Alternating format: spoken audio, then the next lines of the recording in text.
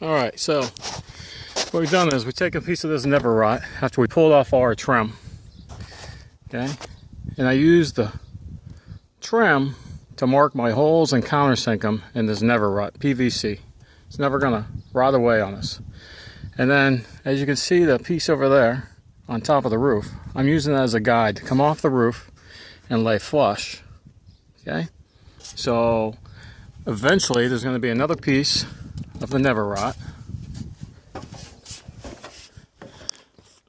all the way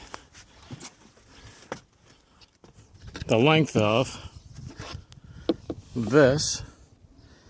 You see, I got my groove here for the water when the water runs over the top, because there's going to be a new piece of plywood here, and you'll see as we go on the water will run off of this. It's going to want to run down.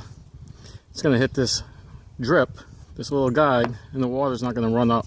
Of course, I'm going to put a piece of caulk on here when I drill this down. This is just a working piece right here.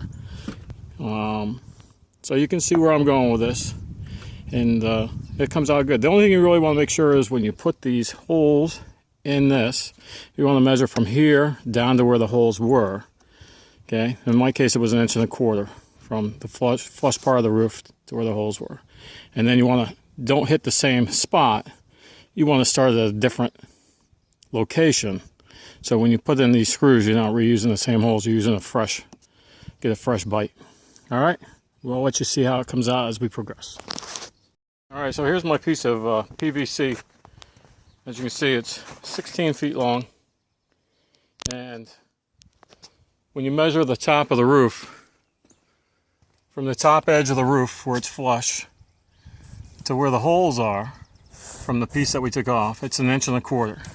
So I marked 1.25 inches. You can see my line all the way down. And then we take the piece of trim that we took off, and we're going to mark every 4 inches.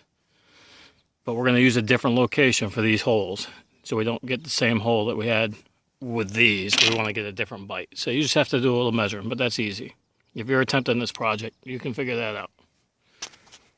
Okay, so now you can see it's all framed out on the sides.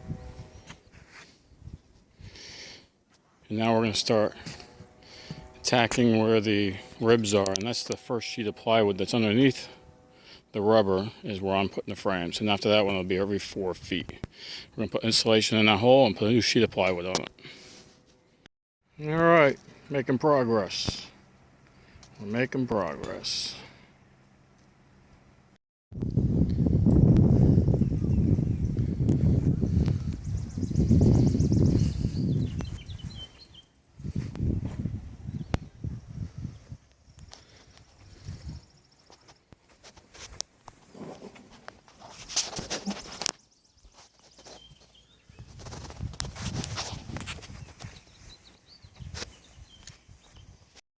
Okay, so you can see we got the primer done. We finished that in the last episode. We had that on. And there's my new skylight. There's where the AC is going to go. I got the little box there, just temporary. AC sitting here. And now I start rolling on the final coat. Okay. It doesn't seem to be as thick as the base coat, but it goes on just as easy. And again, that's the Ames maximum stretch. Alright, that's it, YouTubers. Okay, here we go. The first coat of the final coat is on, and unfortunately I just saw a big black cloud show up, so it better not rain or else I'm going to be really upset. There we go. And that's how we did it, using the Ames products. Highly recommend it. Easy to do.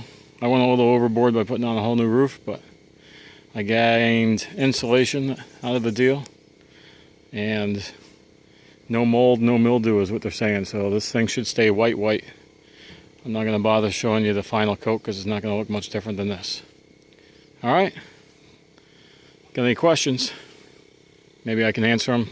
But Ames research can probably answer your questions a lot better than I can. Take care.